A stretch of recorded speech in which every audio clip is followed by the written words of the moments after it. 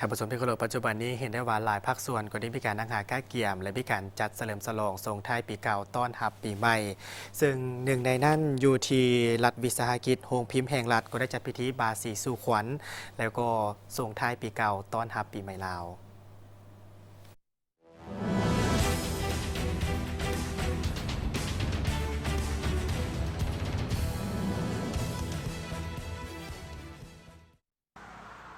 เข้าร่วมในพิธีดังกล่าวโดยมีทานวันศรีกัวมัว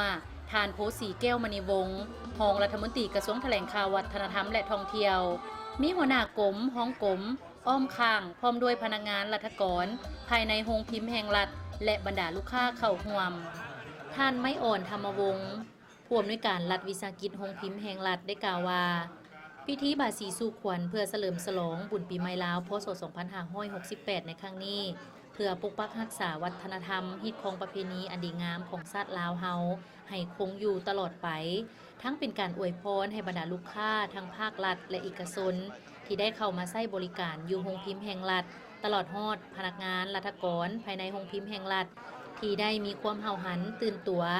มีความสามัคคีเป็นเอกภาพจะตั้งนำพาและใกล้สิติดแทศเข้าในเวียกงานตัวจริงเฮ็ดให้การปฏิบัติแผนเวียกในแต่ละมื้อแต่ละอาทิตย์แต่ละหน้าเวียกสำเร็จตามกำหนดเวลารับประกันด้านปริมาณและคุณภาพสามารถเก็บรายรับได้ลื่นแผนการซึ่งในปี2024ผ่านมาสามารถผลิตสิ่งพิมพ์รับใช้สังคมได้ทั้งหมด316ล้านกว่าหน้าสามารถสร้างรายรับได้ 45.8 ตื้อกว่ากีบและสามารถมอบพันธะให้รัฐบาลได้ 3.8 ตื้อกว่ากีบในขณะที่ 3 เดือนต้นปี2025สามารถสร้างรายรับได้ 6.6 ตื้อกว่ากีบมอบพันธะให้รัฐบาลได้ 1.8 ตื้อกว่ากีบคาดว่าหมดปี2025นี้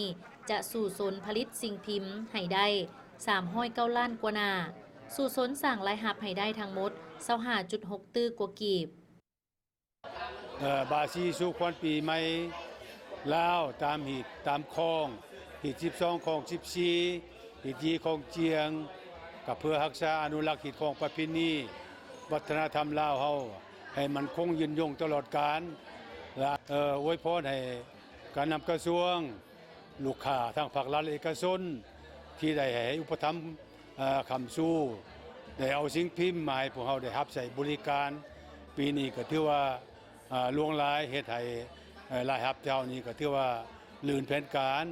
ขอบใจต่อลูกค้าที่ได้ให้เอาใจใช้มาสนับสนุนโรงพิมพ์ของรัฐเฮามาตรฐานเฮ็ดนี่ถึงแล้วเพราะอันนี้เป็นโรงพิมพ์ของรัฐเฮาแม่นของพวกเราทุกคนเพราะเฮาก็มันปฏิบัติตามหน้าที่เฮ็ดให้รักษาบทบาทโรงพิมพ์นี้ให้มันยืนยงคงตัวเพราะว่าโรงพิมพ์ของรัฐเฮานี้มีประวัติศาสตร์ที่ยาวนานเนื่องในโอกาสปีใหม่ลาวที่จะมาถึงนี้ผู้อำนวยการรัฐวิสาหกิจโรงพิมพ์แห่งรัฐได้ฝากคำอวยพรไซอันประเสริฐถึงการนำภาครัฐตลอดฮอดบรรดาลูกค้าผู้มาใช้บริการอยู่โรงพิมพ์แห่งรัฐจงมีสุขภาพแข็งแรงมีพลานามัยสมบูรณ์ประสบผลสำเร็จในหน้าที่เวียกงานทั้งชีวิตส่วนตัวและครอบครัวตลอดไป